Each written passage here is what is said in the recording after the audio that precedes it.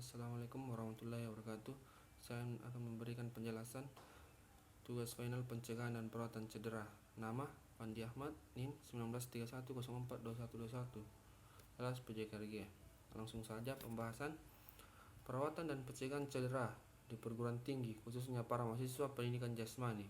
Modul ini mengantar Anda agar mampu melaksanakan dan paham tentang prinsip-prinsip faktor-faktor perawatan pencegahan cedera dalam olahraga serta dapat mempraktekannya pada satu menempuh perkuliahan maupun setelah lulus dan menjadi guru pendidikan jasmani di sekolah.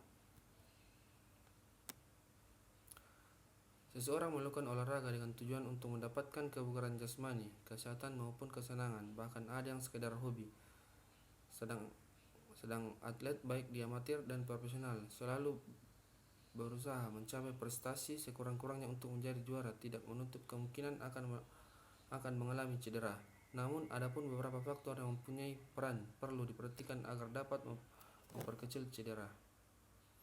Dalam ilmu kedokteran, sangat jelas bahwa dengan olahraga yang teratur memegang peranan untuk memperoleh badan yang sehat, menghindari penyakit-penyakit seperti penyakit jantung, serta menunda proses-proses degeneratif yang tidak bisa dihindari oleh proses penuaan. Keadaan akan pentingnya serta keuntungan yang diakibatkan oleh olahraga adalah sesuai dengan perubahan-perubahan kondisi sosial dan ekonomi. Bila kita menilai beragam olahraga, ada permainan-permainan tertentu yang bersifat komparatif. Jenis cedera olahraga ada 8 macam. Secara umum macam-macam cedera yang mungkin terjadi adalah cedera memar, cedera ligamentum, cedera pada otot dan tendon, peradangan pada kulit, dan pingsan. Struktur jaringan dalam tubuh yang sering terlibat dalam cedera olahraga adalah otot, tendon, tulang persendian termasuk tulang rawan, ligamen, dan fisia. Memar adalah cedera yang disebabkan oleh benturan atau pukulan pada kulit jaringan di bawah permukaan kulit rusak dan pembuluh darah kecil pecah sehingga darah dan cairan seluler merembes ke jaringan sekitarnya. Memar ini menimbulkan daerah kebiru-biruan atau kehitaman pada kulit. Bila terjadi pendarahan yang cukup, timbulnya pendarahan di daerah yang terbatas disebut hematoma. Hartono Satkomo 1993-191. Nyeri pada memar biasanya ringan sampai sedang dan membengkak yang menyertai sedang sampai berat.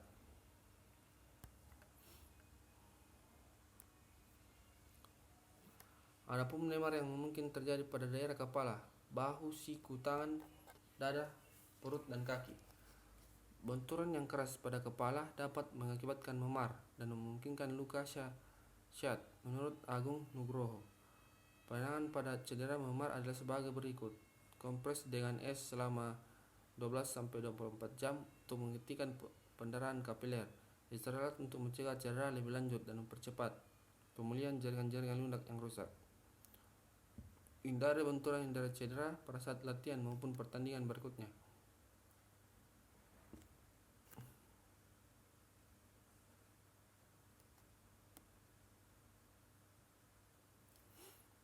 Cedera pada otot atau tendon dan ligamen menurut Hardianto Wibowo. Ada 2 jenis cedera pada otot atau tendon dan ligamentum, yaitu sprain. Menurut Sodoso, sprain adalah cedera pada ligamentum. Cedera ini yang paling sering terjadi pada berbagai cabang olahraga. Berpendapat bahwa sprain adalah cedera pada sendi dengan terjadinya robekan pada ligamentum. Hal ini terjadi karena stres berlebihan dan mendadak atau penggunaan berlebihan yang berulang-ulang dari sendi.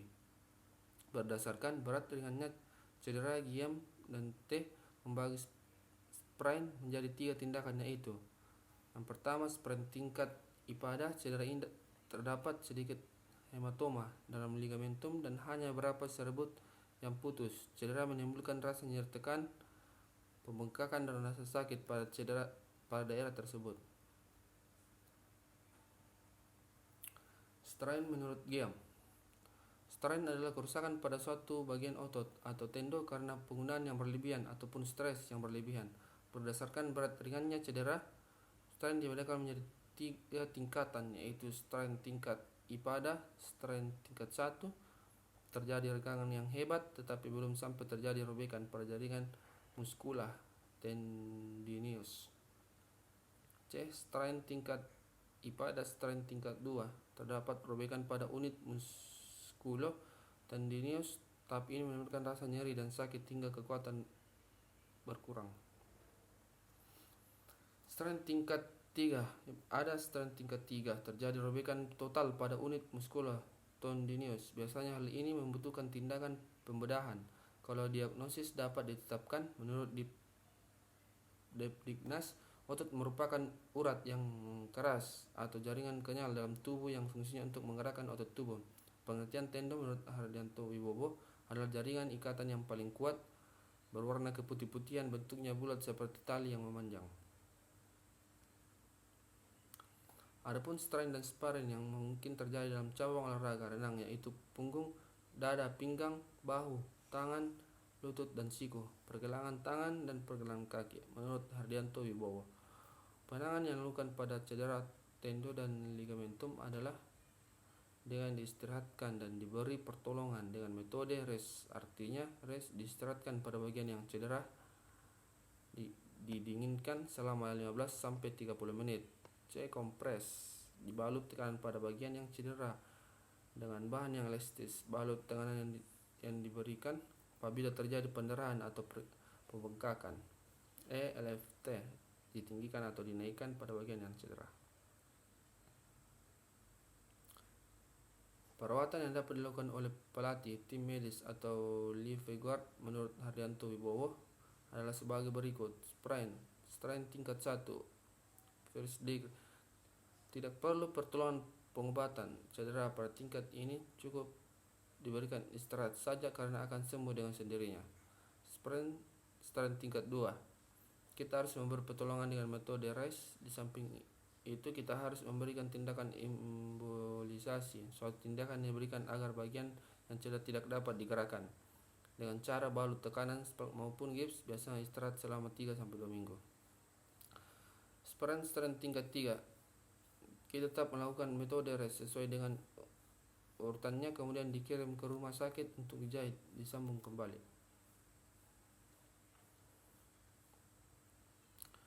Dislokasi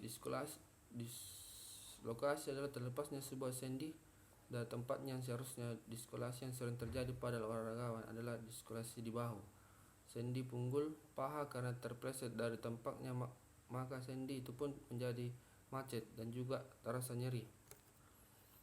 Sebuah sendi yang pernah mengalami dislokasi, ligamennya biasanya menjadi kendor. Akibatnya sendi itu akan mudah mengalami dislokasi kembali. Penanganan yang dilakukan pada saat terjadi dislokasi adalah melakukan reduksi ringan dengan cara menarik persendian yang bersangkutan pada sumbu memanjang.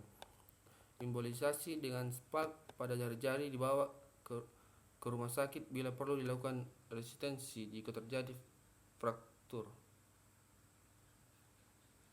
Patah tulang adalah suatu keadaan yang mengalami keretakan, pecah, atau patah baik pada tulang maupun tulang rawan menurut Mirkin dan Hoffman 1984,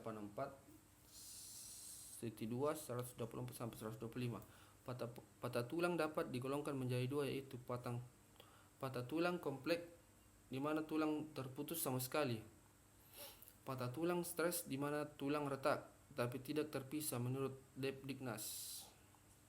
Patah tulang dapat dibedakan sebagai berikut. Yang pertama itu patah tulang terbuka di mana fragmen pecahan tulang melukai kulit di atasnya dengan tulang keluar.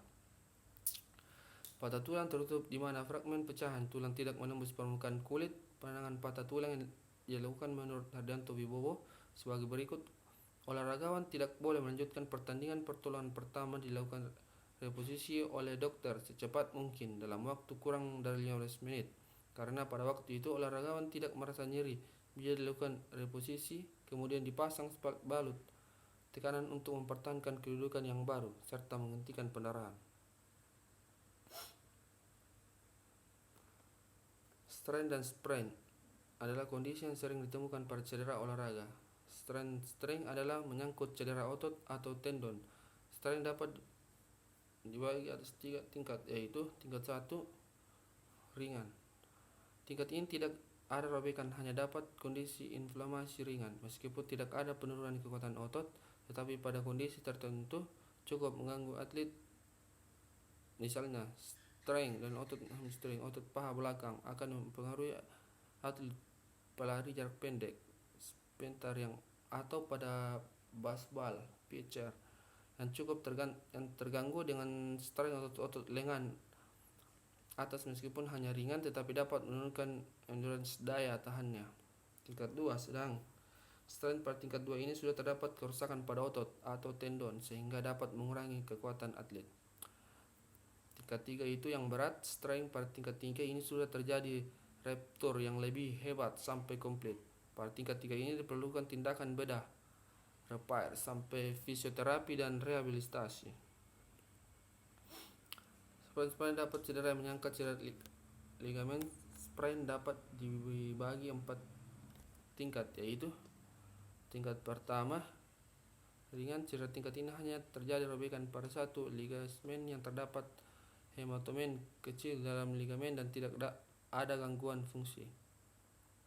Tingkat 2 sedang. Cedera sprain tingkat 2 ini terjadi robekan yang lebih luas, tetapi 50% masih baik. Hal ini mudah terjadi. Gangguan fungsi tindakan proteksi harus dilakukan untuk kemungkinan terjadinya kesembuhan. Tingkat 3 berat.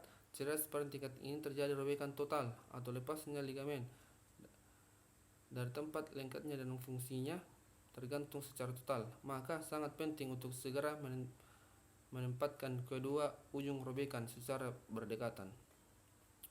Tingkat 4 sprain fracture. Cedera sprain tingkat 4 ini terjadi akibat ligamennya robek di mana tempat lengketnya pada tulang dengan diikuti lepasnya sebagian tulang tersebut.